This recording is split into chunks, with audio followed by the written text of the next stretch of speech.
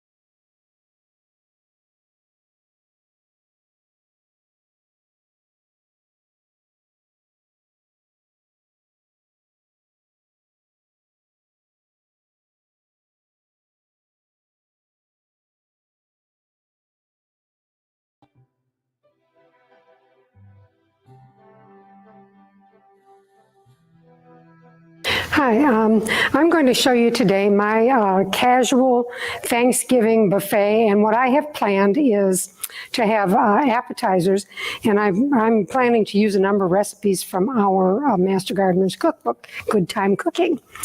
And the first thing that I want to show you that I put 2 layers of tablecloth, because the one tablecloth I wanted to use a lighter color to so that my autumn colors would be offset a little bit, to show up a little better.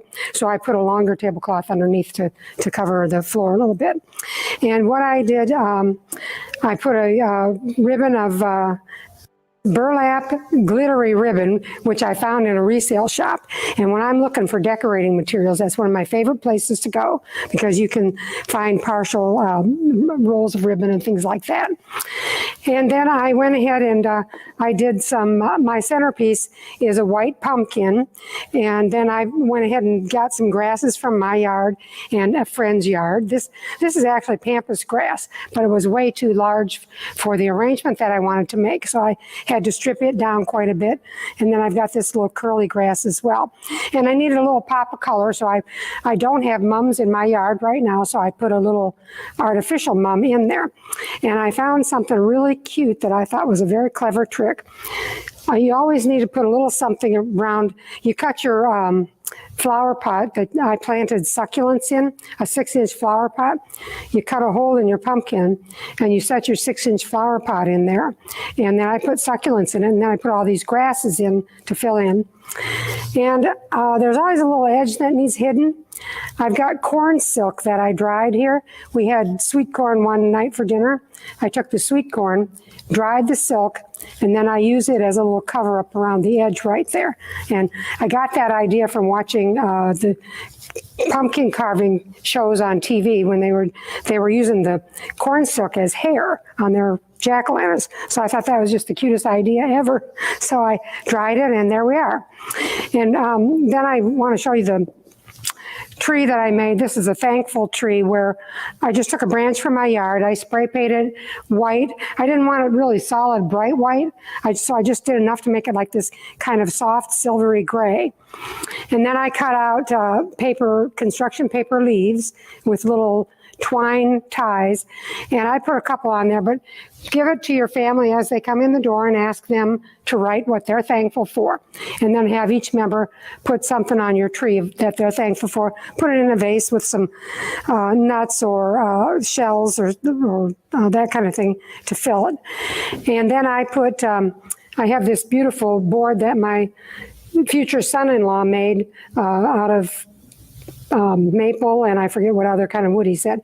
But on these, I took pine cones, and I cut, again, the leaves and twine, and I put labels of what kind of food I'm going to put on each dish. And this is a charcuterie board. It's going to be a charcuterie board on there with several different kinds of meats and cheeses and some dried fruit, or sometimes you can put olives, or people even like to have jam or whatever with that. And for the rest of my lining up my table, I have these candles. I got straight highball glasses with straight sides, and then I put ribbon around. I've used an olive colored ribbon, and I've glued some acorns on the side of it. And then I have some electric candles in here, but you can put real candles. But if you do so, just be really careful about the placement of your ribbon and the flames. You got to be really careful about that. I do need to let you know about the acorns. They have, a lot of them anyway, contain the larva of the oak weevil. So when you bring them into your house, you should cook them in your oven at 200 degrees for 2 hours to kill those weevils. And I'm sure you've seen the acorns with that little round, perfectly round hole. That's the weevil crawling out. And you sure don't want those around your house. So be sure to bake them in your oven first, and then do your crafting with them. Now, I haven't treated these, but you can spray them with spray acrylic in order to keep them shiny looking, and to keep them for several years if you like. Along the center of my table here, I've spread acorns and hickory nuts. I've sprayed some of my acorns with gold paint in order to make them glittery. I've got hickory nuts, and what I like are the hickory nuts that still have the shell in them. If you let them dry, they look like this, and then you can keep them for years if they're good and dry. And I think they add a nice little touch to your table-scape. I also have some sweet gum balls. I had trouble finding those this year. They apparently haven't fallen yet, and I only could find a few. Then I've also added holly berries along here to add a little color in there. A couple years ago, I made these pomander balls, and they're an orange, and I took a zester, cut a fancy little swirl pattern in this one. This is spiral pattern, and then you put whole cloves in there. And if you want to keep them for some time, you put them in a bag with some ground orris root, and leave them there for a certain period of time. And you can get directions on how to do that online. And then that will preserve them. These are 2 years old, I believe. And so that will preserve them for some time. Here I have more of the sweet gum balls I sprayed with a little bit of gold paint. And these are nandina berries, which I used around the base of my centerpiece to, kind of hide the bottom of the pumpkin. And I don't have a nandina bush on my property, but I borrowed some from somebody. And then I've also taken just ordinary leaves and brought them in, put them under a couple sheets of newspaper and several books, and they dry out really nice. They don't keep the same bright color that they did. They will fade a little bit, but they still add a little bit of a nice touch to your table, a little bit of a bright color there. And then I've got napkin holders, which I did, again, some twine, and I had some wooden ribbon or wooden buttons that I had left from some long ago macrame projects. Remember that? And then I went ahead and put some fresh herbs in there. And I've got some, this is rosemary, and this one is oregano. And let's see what else. I've got down here a mason jar, which I thought this was a cute idea. I found all these ideas pretty much online. They filled a mason jar, again, with the acorns. Then I've got some vase, what they call vase fill, which I got at the dollar store. And it's little glittery balls, which help add some sparkle and color. And then I had some plastic acorns, which I also found at the dollar store years ago. And then I put a little ribbon in there and a little bit of lemon balm for a little bit of color on that. And that, you may not want that on your table, or you may replace one of the candles with something like this. And anyway, so we're going to have a great Thanksgiving party with all of this. And like I said, I'm putting that big bowl, I'm going to put the yummy pretzels from our Master Gardener cookbook, because anywhere I've taken those, they go over well. And I hope you enjoy your holiday as much as we're going to enjoy ours. I wanted to also show you this little clump of mushrooms. I found these mushrooms in my yard in the summer, and I just broke it off of the tree it was growing on. I put it in my garage and on a piece of newspaper all summer. It was pretty warm and toasty in there, and this is what I ended up with, this dry mushroom figure. It doesn't look like much, but you sure could put that in your centerpiece if you wanted, or just lay it among your other things. You could break these little mushrooms apart and put them in with the rest of your arrangement. But anyway, I just want to let you know that this is also an option of something that you might like to add to your arrangements.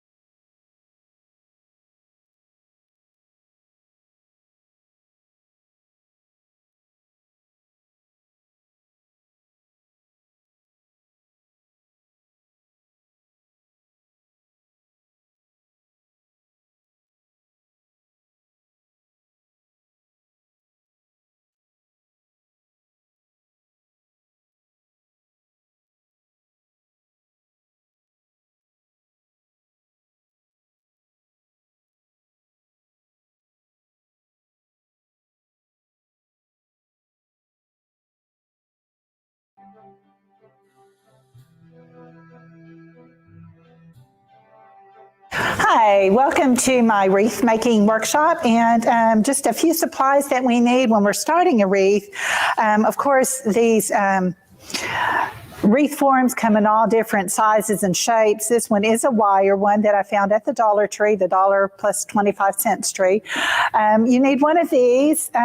You'll need some scissors, some wire cutters. Hot glue gun will help a lot. Here is some wire, floral tape, and then paint and paint brushes. Also, you'll need some kind of a ribbon to start yours. You can work with burlap, you can work with mesh, and the mesh comes in several different sizes. This one is 10 inches wide, and also for my bows, I'll use one that's 5.5 inches wide. These I found at Hobby Lobby. Everything's on sale there right now, 50 or 60% off. And then also, you'll need decorative items, like I've got a little sign that's not painted yet, and I'm going to be making a snowman wreath, so I've got extra little decorative items, a little snowman family that we'll put on at the end. So to begin with the mesh, you'll need pipe cleaners, and for this one I used 22 pipe cleaners, and I've cut them all in half. And what you do on the wreath, you're going to need to alternate the pipe cleaners. So I'll twist one at the top and give it a couple twists to hold, and then you're going to twist one on the inside and just give it a little twist. The next thing you're going to do, you also need a ruler. That's really good in measuring your ribbon. Open up your mesh.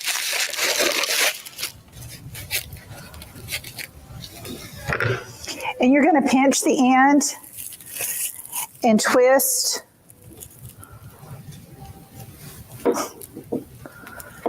on your wreath. Don't worry about how neat it is right now. At the end, we'll fluff it and we'll get rid of all the extra pipe cleaner. Okay, so then what I do, I just grab it like this, and like I said, at the end we'll fluff it. Just take your ruler, measure about 8 inches, and if you do it, I mean, if it's off a little, it's okay, but I measured mine at 8 inches, and I only had to use one roll of ribbon. So then we've started on the inside, so the next one we're going to twist it on the outside.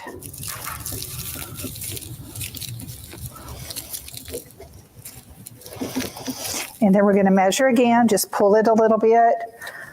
At one time I had a purse that was like 8 inches, and I just sat on the floor and I measured with my purse. Just anything that'll help you get them kind of even. You're going to go on the inside now.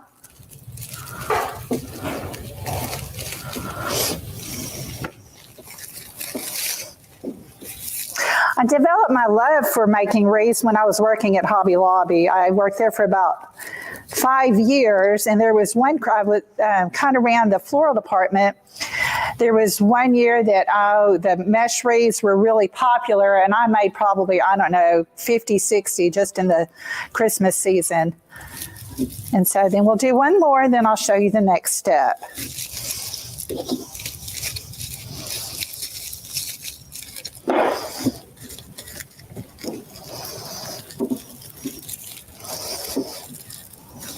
This is a Christmas one, but they've got the fall mesh, and then in the regular mesh ribbon section, they've got all different colors, so you can do spring and summer.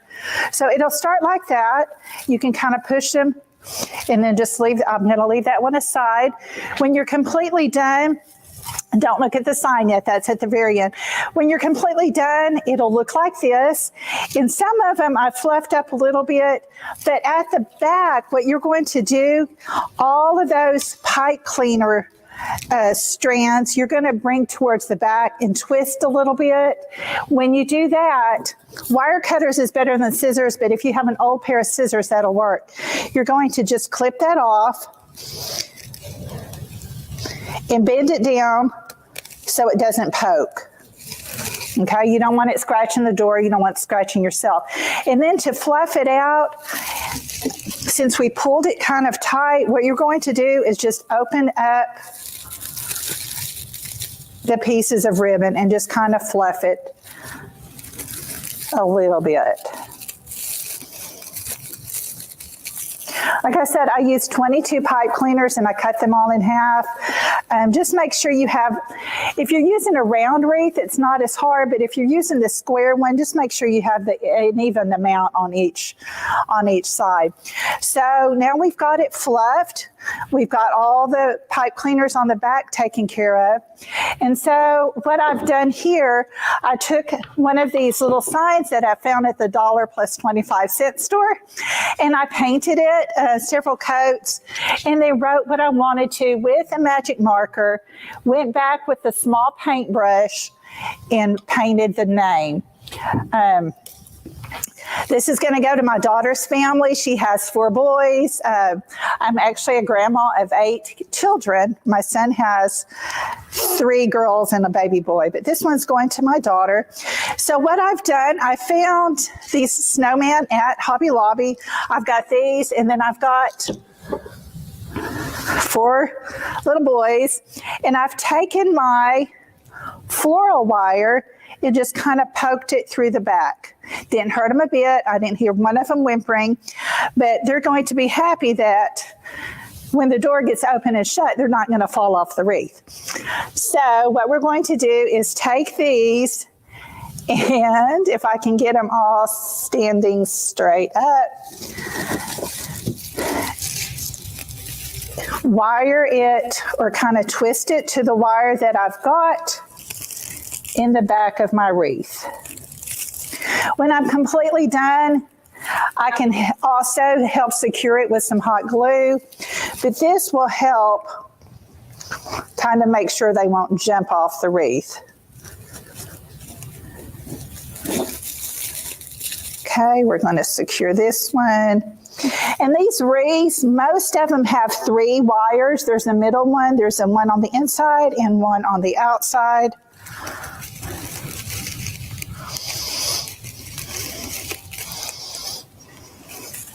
Okay, so there they are. So now I'm going to add, you can pick which one's mama, which one's papa, which one's aunt and uncle, grandma, grandpa, and just kind of tie him. Right there, I just kind of twisted it on the whole, all 3 of them, and add this one to here, and twist it.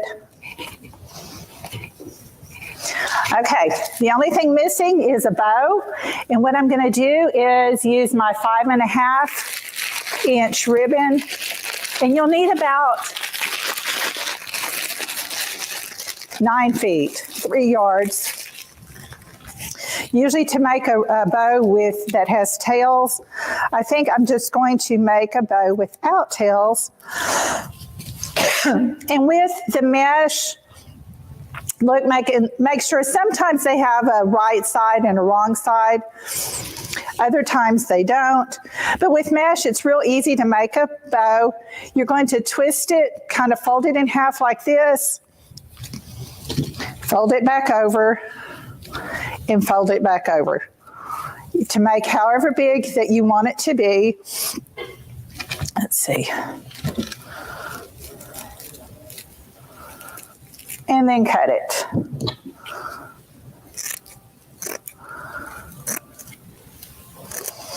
Okay, after that, take your wire, or you can use a pipe cleaner. Sometimes pipe cleaners are a little easier to use.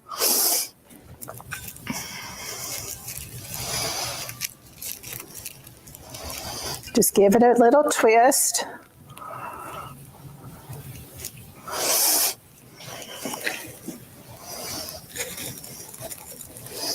And then, like I said, I have three pieces, 3 wires in here. I can do it around the whole top thing, or I can do it in between a couple of them and just give it a little twist on the back.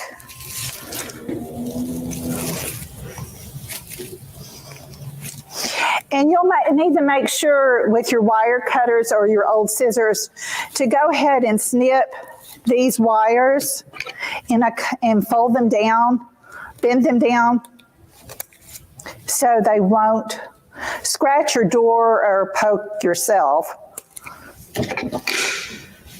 And there we go. The end pieces of the ribbon, you can just kind of push towards the back. You're not going to see them. And then I found these snowballs. When you're searching, especially Hobby Lobby, look in all the different departments. At first, I thought I was going to get the styrofoam snowballs. And then I found these. These are like pretty much cotton ball, but not cotton balls. It doesn't come in the bag. It comes on the string. So you can take these, get you a little hot glue or craft glue, and then you can poke them in different places. Cut a few more.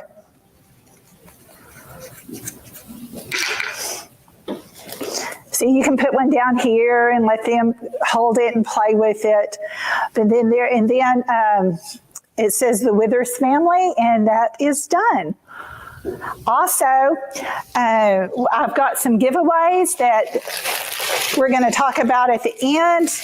That there's going to be 5 of these available at the library, and we'll give you the directions and the instructions on how to receive these. But these are going to be door prizes at the end of the program. Thank you.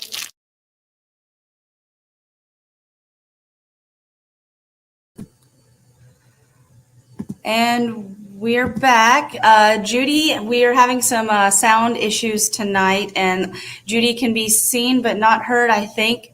No? Testing it? I don't think so. Okay. All right. So Judy has sent me some of the notes that she was going to talk about tonight. So I'm going to kind of pick those up in her place.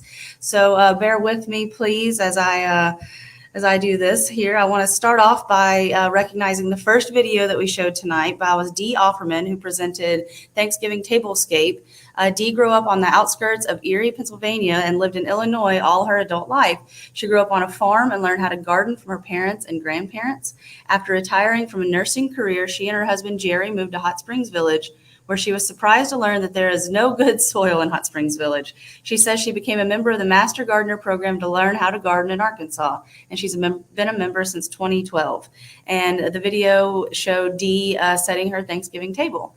And she mentioned the Master Gardener cookbook, Good Time Cooking, lots of good recipes. That will be selling those cookbooks at the Extension office on Monday from 10 to 12, and they make excellent Christmas gifts. Go by and see the Master Gardeners Monday, 10 to 12 at the Extension office at 236 Woodbine Street. The second video that we just showed was Miss Teresa Withers. She lives in Hot Springs with her husband of 40 years, Michael. They have 2 children and 8 grandchildren. I know Teresa from the library's Facebook page, where she's very active, and I want to say thank you for that, Teresa. She worked for 10 years at the Garland County 4-H and moved on to being a florist, and then worked at Hobby Lobby, which probably fed her crafting spirit. She became a crafter when homeschooling her kids, and she became a master gardener in 2019. Her favorite plants are shade plants, including hellebores and coleus, and has grown poppies handed down from master gardener father for over 30 years. So she showed how to make a holiday wreath. And I'm going to just keep going. We have one more video to show. I'm going to introduce it here. And then let's see. Teresa wants in her video, she mentioned a giveaway. She wants everyone to enjoy wreath making and has donated 5 wreath making kits. These fall wreaths would be fun to do with the kids or grandkids and introduce you to the fun world of wreath making. So the first 5 people who type a request for one in the chat box can pick their wreath up, their kits from the library starting tomorrow. Now, Dee has gotten us through Thanksgiving, and Teresa has shown us how to welcome us into our home. So now we'll move on to Mary Ann for Christmas. Mary Ann hails from Indiana, and her own and had her own medical records business. She and her husband Hank moved to the village in 2008, and she became a master gardener in 2010. She's always loved to garden, and if she had a bad day at the office, she would take it out on the weeds. She was introduced to herbs by a friend and loves that they are easy to grow, flower, and are so versatile. After retirement, she started crafting, and as you'll see, she is quite crafty. So here we're going to show you Mary Ann's Christmas table, and it will take me just a second to get this queued up, and we'll be right back.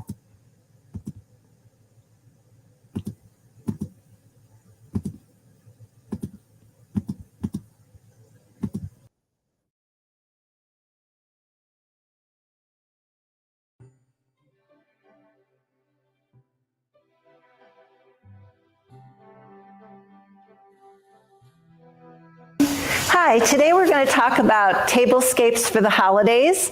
I'm doing Christmas. There are a lot of different table-scapes you can do. They can be fancy, they can be casual, they can be for a full dinner, they can be for an appetizer.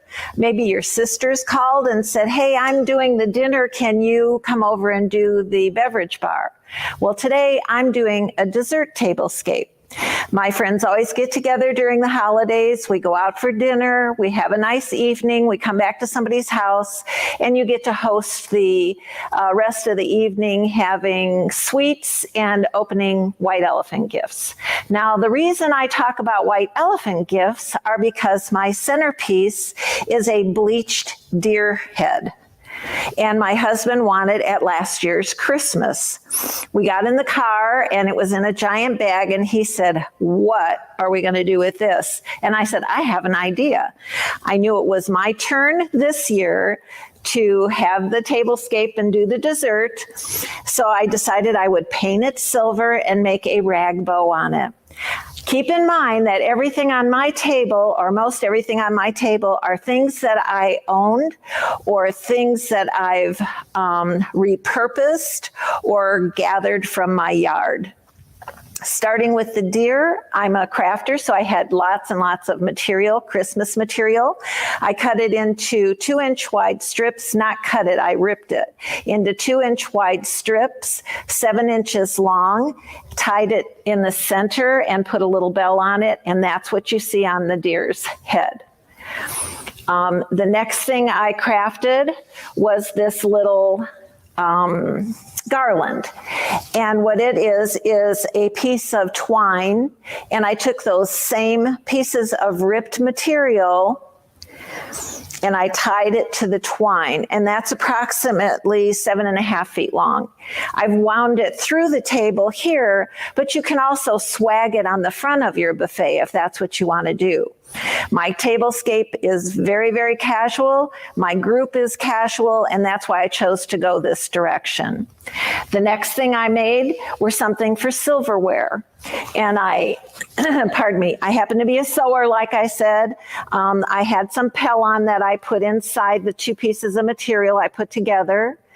I made a little pocket so that I could stick the napkin and the silverware in, and voila, you have this.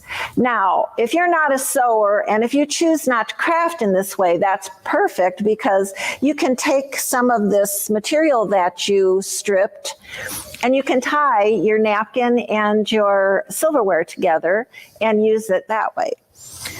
Don't feel like you have to do something special in a big sewing project or anything.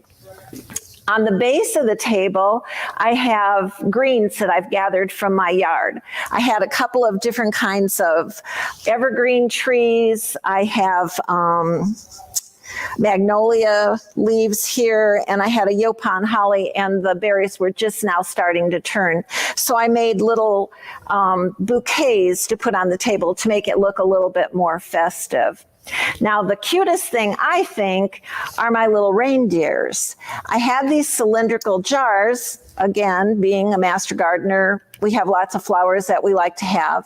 And instead of putting a bouquet in it, I wrapped it with the twine, the same twine that I used for all the other rest of the projects. Put a little button nose on and cut some branches out of a tree. I have little glass marbles in here. And I thought he made a cute little Rudolph because we didn't want the centerpiece to be lonely. what else did I make over here? Oh, the boxes that I'm using for some lifts might have been gift boxes that I received in the past. A little cookie tin I have back here has Santa Claus on it. I use that as a little lift. Putting lifts on your table makes it a little bit more interesting, I think. Also, doing a buffet is a great way to serve a lot of people in a short amount of time. And they can come and go. You don't have to feel that it's so formal sitting down having cake or coffee or whatever. The empty plates you see here will be filled with homemade cookies, maybe a Yule log. This gorgeous little sleigh will be filled with those wonderful flavored popcorns that you buy during this time of year. Also, I made little I made little holders that you can mark what you've written. If you're making something out of the ordinary and it's a plate of cookies, but it's not chocolate chip, maybe you want to put the flavor on there, or maybe it's sugar-free for your diabetic friends, and you can put a little name. All I did was tied 2 little branches together, and then I can stick a little piece of paper in here so that we can put the name of whatever it is to identify the item we're eating. This happens to be an anthurium that was gifted to me this summer, and I know it's tropical, but as I'm looking around my house for a live plant to put on my table, I thought, this is just gorgeous. The leaves are shiny green and the flower is bright red, and I think it's just perfect for this little casual table. I have a very good, very big coffee cup in the middle of the table, and I thought that would be really good for some dipped pretzels that you find or make during the holidays. So that's a cute idea. Or fill it with candy cane candies and things like that. You know, homemade fudge, Yule logs. I can't even think of how many things you have out there. Recipes from grandma's, or you know what, you can go to Costco and pick up a few things already made. Now, I did buy something for this table. I just couldn't pass it up since I was doing something very casual, and I really didn't have any casual plates that I could put on this buffet. I found these really neat paper plates they look like wood, and I thought, oh my gosh, that would just fit perfect with what I'm doing. So this is my one bought item. Everything else was in my stash or in my yard, in my garden. So I hope this is helpful to you when you're looking for something to do and make your life easy. You know, just settle back and use what you have. Thank you.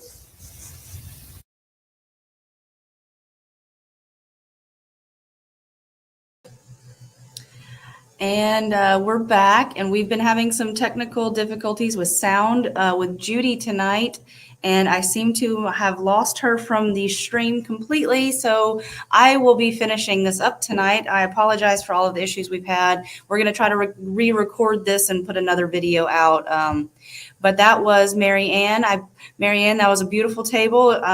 You are very crafty. The first video I want to mention, we saw Dee Offerman presented Thanksgiving table-scapes. The second video, Teresa Withers showed us some wreath making. And then this video was, let's see here, Mary Ann. So next month on Know It to Grow It will be a special night, Tuesday, November 20th. There will be it's going to be a special surprise. I was told not to mention what it is. You're just going to have to tune in to find out. And, oh, there's Judy. Can we hear you, Judy? No, I didn't hear you. I thought I did for a second. I'm sorry. I already did the sign off, or Okay, thank you so much. I'm so sorry for the technical difficulties tonight, but thanks for joining us, and we'll see you next month. All right, bye. Thank you.